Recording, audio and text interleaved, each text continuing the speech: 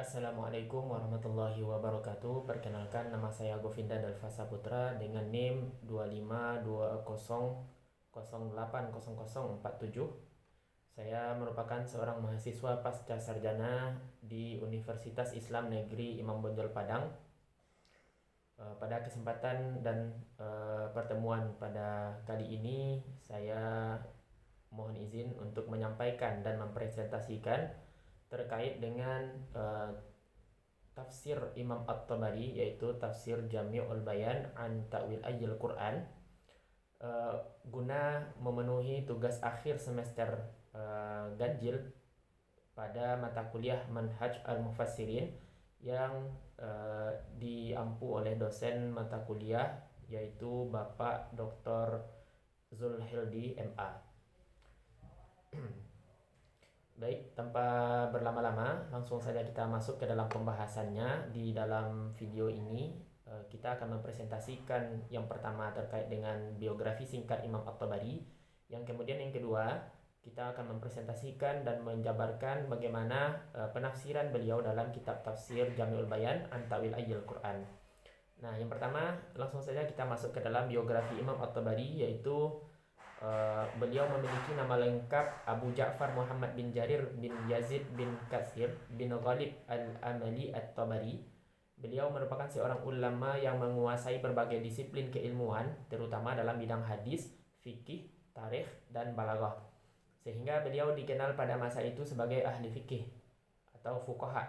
Nah, di samping itu beliau juga memiliki pengetahuan yang luas mengenai Al-Quran dan ilmu-ilmunya, serta mengetahui jalan periwayatan baik yang sahih maupun yang dhaif, serta keadaan-keadaan sahabat dan tabi'in. Kemudian Imam At-Tabari lahir di kota Amul, yaitu ibu kota dari provinsi Tabaristan, pada tahun 224 Hijriah, tepatnya 838 Masehi. Kemudian ia hidup dan menetap di kota Baghdad hingga datang ajalnya, yaitu pada tahun 310 Hijriah atau bertepatan dengan 923 Masehi, dalam usia 85 tahun pada hari Sabtu. Kemudian beliau dimakamkan pada hari Ahad di rumahnya pada hari keempat akhir Syawal pada tahun 310 Hijriah. Kemudian beliau juga dikenal sebagai ulama yang cendekiawan, yang memiliki banyak ilmu dalam berbagai bidang keilmuan agama, sehingga beliau juga aktif di dalam menulis dan menuangkan ilmu beliau ke dalam bentuk kertas atau manuskrip. Nah, sehingga beliau dikenal juga dengan seorang penulis yang piawai. Dan diceritakan juga bahwa beliau selama 40 tahun masa hidupnya itu dicurahkan untuk menulis, sehingga para ulama mengatakan bahwa beliau bisa menulis 40 halaman dalam waktu satu hari. Itulah sedikit tentang biografi Imam At-Tabari. Kemudian seputar kitab tafsir Jami'ul Bayan an Ta'wil Ayil Quran, di sini kita akan menjabarkan sistematika penulisan, kemudian sistematika penyajian kitab, kemudian ada juga nanti metode, corak, dan sumber atau masadir yang digunakan oleh beliau dalam kitab tafsirnya. Yang pertama, kitab tafsir At-Tabari Jami'ul Bayan an Ta'wil Ayil Quran ini memiliki makna, judulnya memiliki makna sebagai kumpulan dari penjelasan-penjelasan dan keterangan-keterangan dari ta'wil Al-Quran. Nah, yang pertama dari 4 unsur tadi kita akan mengkaji tentang sistematika penyusunan dan sistematika penafsiran. Nah, di sini berbeda. Penyusunan itu sistematika penyajian yang digunakan dalam kitab tafsir At-Tabari ini ada 4. Yang pertama, kitab tafsir At-Tabari itu terdiri dari 15 jilid dengan tartib mushafi, artinya dari surah An-Nas hingga dari surah Al-Fatihah hingga surah An-Nas beliau tafsirkan secara berurutan. Nah, kemudian yang kedua, sebelum masuk ke dalam penafsiran, beliau biasanya memulai dengan uraian seputar biografi pengarang, pengantar penerbit, serta latar belakang penulisan. Nah, ini beliau cantumkan di dalam kitab beliau pada jilid yang pertama. Cuman di jilid pertama saja. Kemudian yang ketiga, sistematika penyajian kitab beliau itu adalah beliau masuk ke dalam penafsiran. Kemudian beliau memulai dengan surah Al-Fatihah secara rinci dan berurutan terus sampai hingga habis akhir surah An-Nas.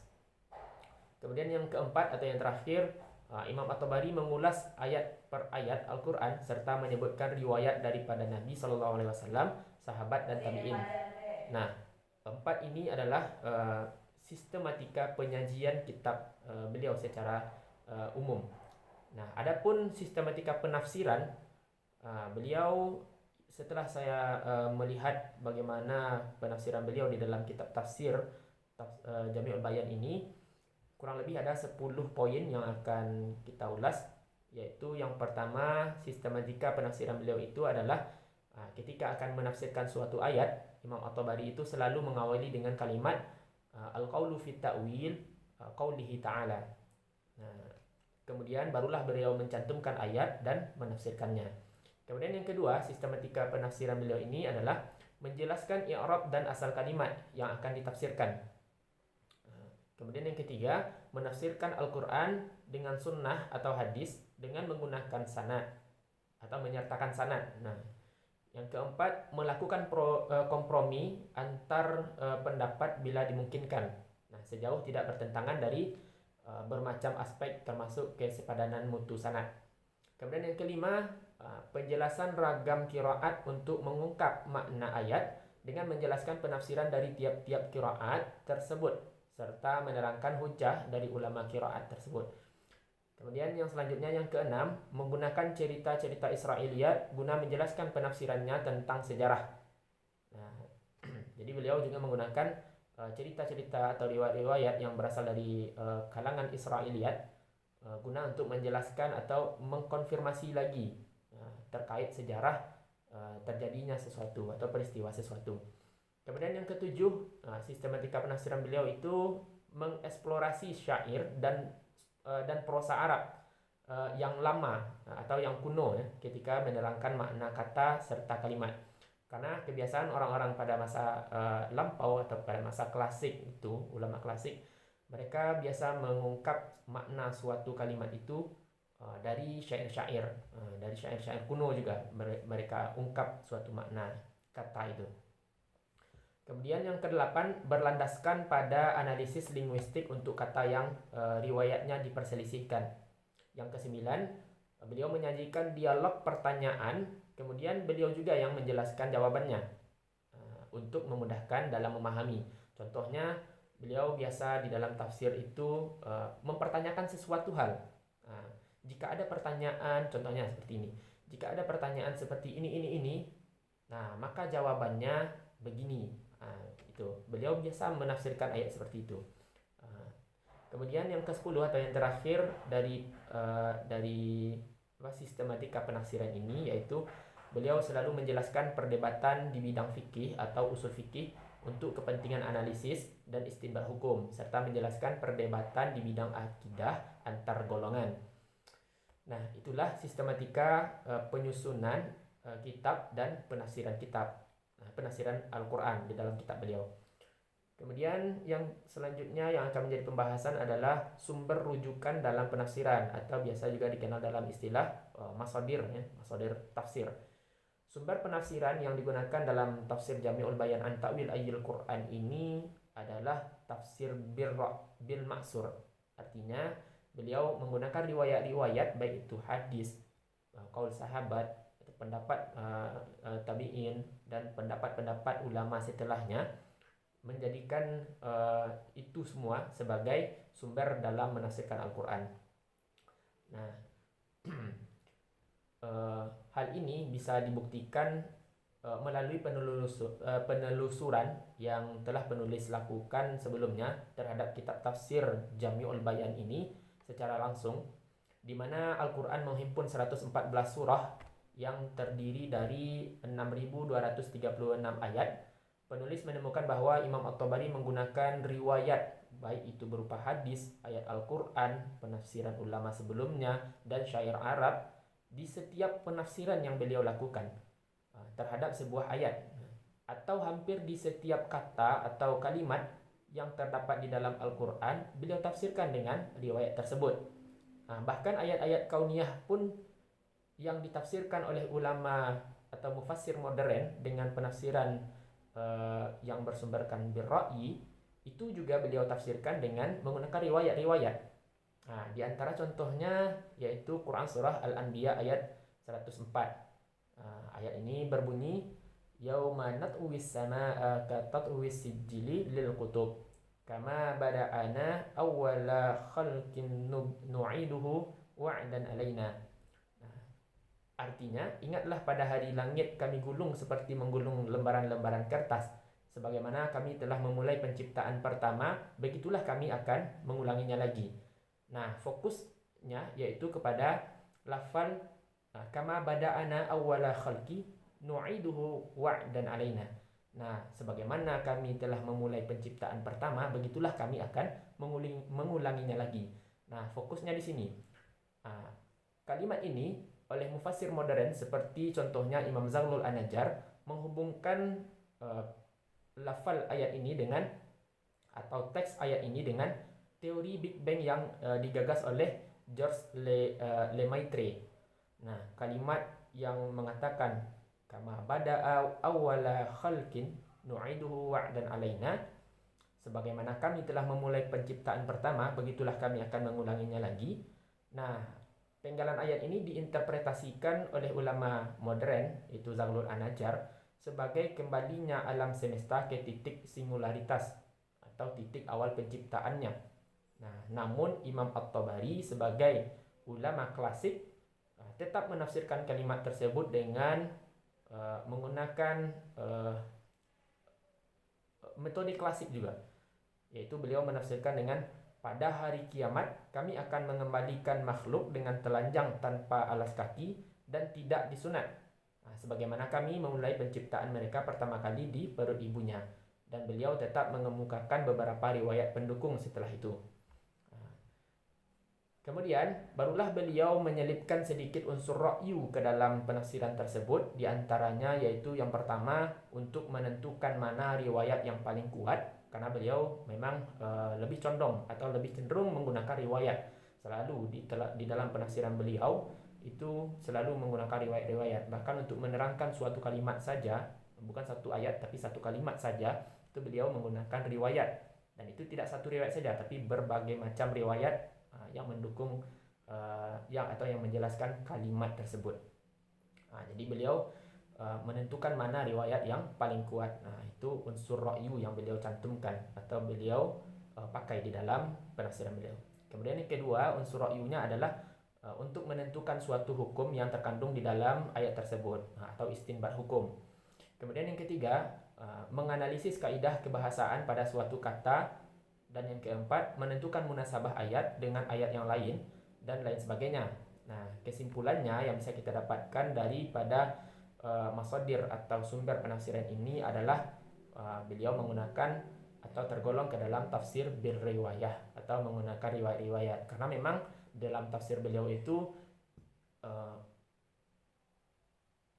banyak riwayatnya, penuh dengan riwayat. Bahkan untuk menerangkan satu kalimat saja beliau cantumkan riwayat-riwayat yang mendukung atau yang menjelaskan. Nah, itulah terkait dengan masadir atau sumber tafsir. Kemudian yang selanjutnya yang menjadi pembahasan kita adalah metode penafsiran.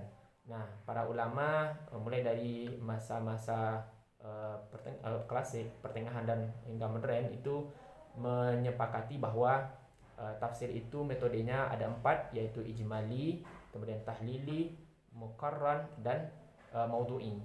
Nah, akan tetapi Imam At-Tabari ini dalam menafsirkan Al-Quran beliau lebih condong kepada menggunakan metode tahlili, yaitu dengan menafsirkan Al-Quran secara keseluruhan ayat demi ayat sesuai dengan tertib mushafi dengan memaparkan segala makna dan aspek yang terkandung di dalamnya yang beliau jelaskan dengan luas dan mendalam, baik aspek bahasa, hukum, dan lain-lainnya. Nah, di antara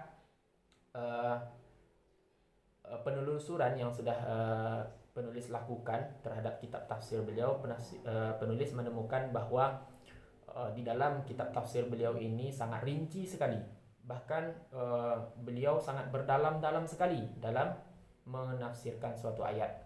Nah, contohnya seperti apa? Nah, ini beberapa contoh. Yang pertama, beliau menyebutkan asbabun nuzul ayat. Nah, ini yang pertama, beliau menyebutkan asbabun nuzul ayat. Ini sebagai penjelasan bahwa beliau itu memang tahlili, ya. Memang berdalam-dalam sekali, panjang sekali beliau membahas tentang suatu ayat. Nah, contohnya ini, menyebutkan asbabun nuzul ayat. Yang terdapat contohnya yang terdapat dalam penafsiran Quran surah Al-Baqarah ayat 97 yang berbunyi Bismillahirrahmanirrahim. Qul man kana aduwwun li Jibril fa innahu nazzalahu ala qalbika bi idznillah musaddiqan lima baina yadayhi wa huda wa busyra lil mu'minin. Shadaqallahul azim. Nah, semua ulama sepakat bahwa ayat ini diturunkan sebagai jawaban kepada kaum Yahudi dari Bani Israel ketika mereka menyatakan bahwa Jibril adalah musuh mereka dan bahwa Mikail adalah wali mereka. Nah, beliau yaitu Imam At-Tabari ini menjelaskan atau mencantumkan asbabun nuzul ayat dari ayat-ayat yang memiliki sebab atau peristiwa yang menyebabkan ayat itu turun. Kemudian bukti bahwa beliau itu tahlili selanjutnya adalah beliau menerangkan kalimat yang asing atau gharib, ya. Contohnya penafsiran pada lafaz wafumiha di dalam Quran surah Al-Baqarah ayat 61.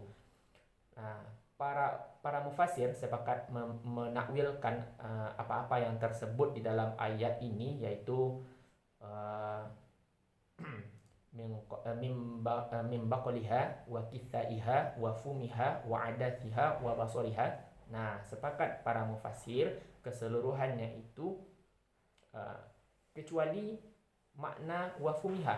Nah, sebagian mereka mengatakan bahwa maknanya adalah gandum dan roti, seperti yang dijelaskan dalam riwayat-riwayat sebagai berikut. Nah, yang pertama riwayat dari Muhammad bin Bashar menceritakan kepada kami, yaitu Abu Ahmad dan Mu'ammil menceritakan kepada kami, yang mana keduanya berkata, Sufyan menceritakan kepada kami dari Ibnu Abi Najih dari Atha.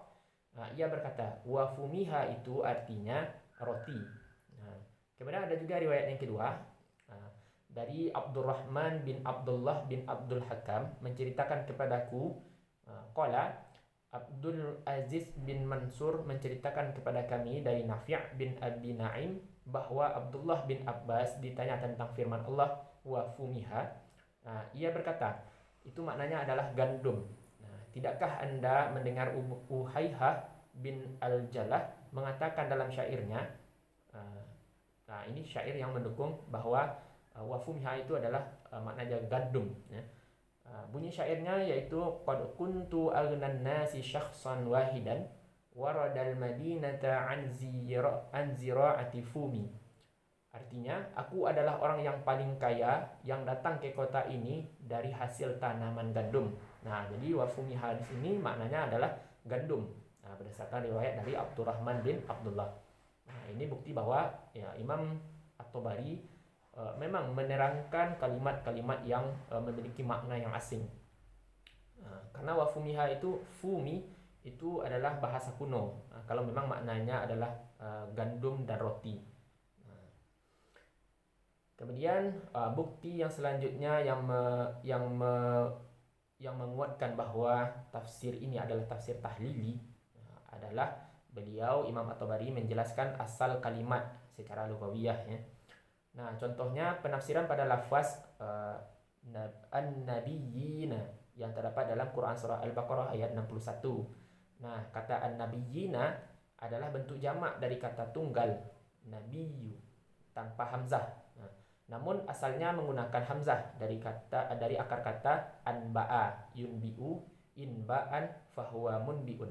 Nah, lalu hamzah pada bentuk mufradnya ini diganti dengan ya, sehingga berubahlah dari munbi'u menjadi nabiyyu.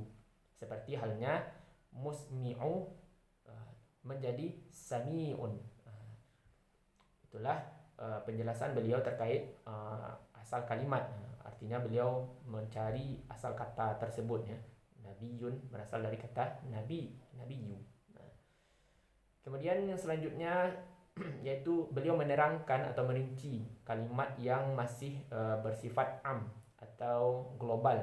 Contohnya penafsiran lafaz wassabiina dalam Quran surah Al-Baqarah ayat 62. Di sini jamak yang beralif lam, as-sabiina. Menurut para ulama atau mufassir, berselisih pendapat mengenai siapa yang mesti disebut dengan istilah sobiin itu. Sebagian dari mereka mengatakan sobiin itu adalah ditujukan pada setiap orang yang keluar dari suatu agama kepada agama lain. Artinya mereka murtad dari agama mereka. Mereka berkata, dan yang dimaksud oleh Allah dengan nama as-sobiin ini adalah sekelompok orang yang tidak beragama. Itulah penjelasan yang diberikan oleh Imam At-Tabari berdasarkan riwayat-riwayat yang beliau cantumkan di dalam kitab tafsir beliau mengenai makna as-sobiin. Beliau juga menerangkan makna kalimat yang masih am. Selanjutnya beliau menjelaskan perbedaan qiraat. Ini juga menjadi bukti bahwa tafsir beliau ini sangat-sangat tahlili, sangat-sangat luas sekali. Sampai-sampai beliau mencantumkan perbedaan qiraat sebagai bentuk kekayaan yang dimiliki oleh sastra Al-Quran. Qiraat ini contohnya seperti perbedaan qiraat yang terdapat pada lafaz wafumiha. Ini masih dalam kalimat wafumiha. Yang mana di dalam qiraat Ibnu Mas'ud disebutkan bukan wafumiha tapi wasumiha, pakai huruf sa. Wasumiha, dan disebutkan bahwa penyebutan fumu dengan arti gandum dan roti secara bersamaan adalah menurut bahasa Arab kuno. Dan jika qiraat Ibnu Mas'ud ini dengan menyebutkan wasumiha tersebut benar, jika qiraat wasumiha ini benar, maka ia termasuk huruf yang diganti. Seperti perkataan mereka mughafir, menjadi mughafir. Pertukaran antara huruf fa dengan huruf sa, itu terjadi karena makharijul kedua huruf ini, artinya huruf sa dan huruf fa itu berdekatan.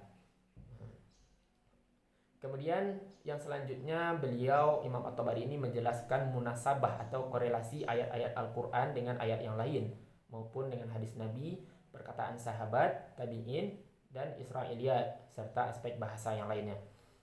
Itulah bukti bahwa memang kitab tafsir beliau ini, yaitu tafsir Jami'ul Bayan an Ta'wil Ayil Quran, itu merupakan tafsir dengan metode tahlili, bahkan sangat luas sekali. Tidak hanya luas dalam satu aspek saja, tapi dalam berbagai aspek, dalam hukum, dalam bahasa, kemudian dengan dalam akhlak.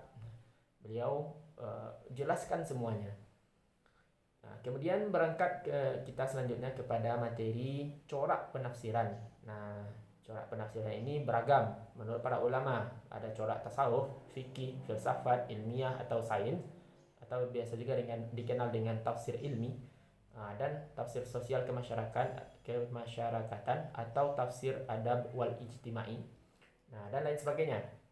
Akan tetapi menurut Khairul Amin tahun 2020 dalam sebuah artikel bebas menyebutkan bahwa corak tafsir At-Tabari adalah analisis linguistik atau tafsir lugawi, karena banyak mengkaji makna kata per kata dan menyuguhkan syair-syair. Dan ini juga dikuatkan oleh pernyataan Manya Abdul Halim Mahmud dalam bukunya Metodologi Tafsir, yang menyatakan bahwa At-Tabari adalah seorang sastrawan yang memiliki untaian kata-kata yang sangat indah. Artinya beliau juga seorang penyair. Tetapi berdasarkan pengkajian yang penulis lakukan terhadap kitab tafsir Jami'ul Bayan ini, penulis menyimpulkan bahwa Imam At-Tabari menafsirkan Al-Quran dengan nuansa kebahasaan atau corak lugawi, dan juga hukum-hukum fikih atau ahkam. Jadi dua corak ini muncul di dalam kitab tafsir Jami'ul Bayan ini. Akan tetapi corak yang paling dominan di dalam tafsir beliau ini adalah corak lugawi, karena alasan sebagian besar ayat Al-Quran beliau jelaskan terkait aspek kebahasaannya. Nah, dan bahkan beliau dalam menjelaskan aspek kebahasaan itu lebih mendalam daripada ketika beliau menjelaskan aspek hukum dari suatu ayat. Memang beliau menyajikan hukum juga di dalam penafsiran beliau. Beliau jelaskan ayat-ayat hukum, contohnya hurrimat alaikumul maitata wad dama wa lahmal khinzir dan seterusnya. Itu beliau menafsirkan juga dengan sedikit mencantumkan hukum-hukum yang terdapat di dalam ayat tersebut. Namun beliau juga menafsirkan itu ayat yang hukum ini dengan mencantumkan riwayat-riwayat yang menjelaskan kalimat-kalimat di dalam ayat tersebut. Nah, jadi berdasarkan itu penulis menyimpulkan bahwa memang kedua corak ini muncul dalam kitab tafsir beliau, tetapi yang lebih dominan adalah corak lugawinya, karena beliau memang bergelut sekali dalam menjelaskan aspek kebahasaan dari kalimat tersebut. Bukan ayat, tetapi kalimat. Bayangkan begitu banyaknya kalimat di dalam Al-Quran, itu rata-rata beliau jelaskan aspek kebahasaannya. Nah, itulah yang penulis temukan di dalam kitab tafsir beliau setelah melihat beberapa jilid dari penafsir beliau, yaitu Tafsir Jami'ul Bayan an Ta'wil Ayatil Quran. Nah, mungkin itu saja yang bisa kami sampaikan dalam kesempatan video kali ini, mungkin karena keterbatasan waktu. Terima kasih atas perhatiannya, dan saya ucapkan terima kasih juga kepada Bapak dosen, Bapak Dr. Zulheldi MA, yang sudah berkenan untuk mengizinkan kami untuk mempresentasikan materi terkait dengan tafsir Jami'ul Bayan ini yang dikarang oleh Imam At-Tabari. Terima kasih. Wassalamualaikum warahmatullahi wabarakatuh.